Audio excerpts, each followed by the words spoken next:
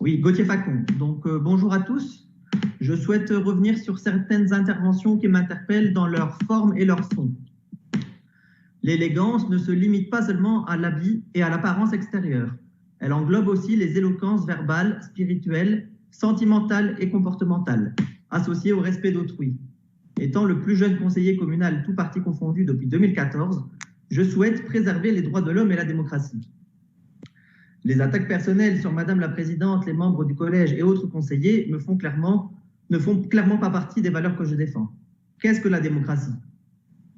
L'exercice du pouvoir se fait par les élus formant la majorité et qui ont la légitimité pour diriger notre ville. L'opposition, représentée par les élus qui ne forment pas la majorité, peut surveiller ses actions et proposer des solutions alternatives. Constructives, pas d'attaquer gratuitement et irrespectueusement d'autres membres de l'Assemblée. Ce fonctionnement repose sur un consensus social.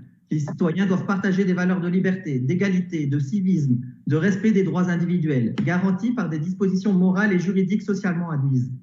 Nous sommes des élus et la population, les citoyens, attendent de nous des réponses à leurs inquiétudes. En cette période de crise, les partis de la majorité ne cessent de proposer des solutions pour les accompagner à améliorer leur bien-être.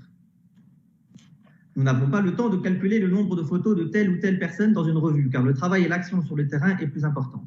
Sous-entendre que la communication est dirigée et calculée est tout aussi mesquin.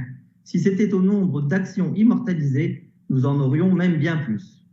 Je félicite les équipes communales de communication et de rédaction qui se veulent neutres dans leur rédaction.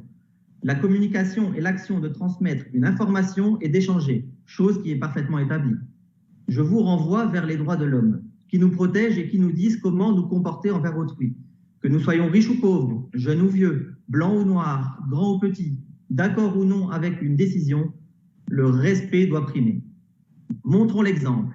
Nous devons garder la confiance de la population. Ce n'est pas avec ce genre de spectacle que nous gagnerons en crédibilité.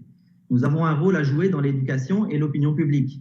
Nous avons tous quelque chose en commun. Nous sommes différents. Le respect des autres passe par le respect de nos différences. Cela fait la richesse d'un groupe.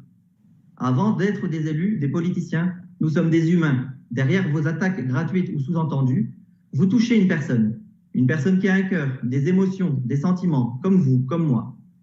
Nous ne sommes pas des robots, nous avons des forces et des faiblesses. Les personnes qui composent le collège font leur possible pour trouver des décisions justes et d'avenir. Parfois, ce n'est pas la meilleure solution, mais c'est le meilleur compromis. Pour 2021, je rêve d'un monde où la haine, la jalousie, l'hypocrisie ne domine pas les débats politiques. Un monde où l'homme est au centre et non à l'égocentrisme. Sans oublier le plus important, la santé et un retour à une vie épanouie pour chacun de nous dans nos occupations, nos loisirs et nos libertés. Je défends ces valeurs humanistes.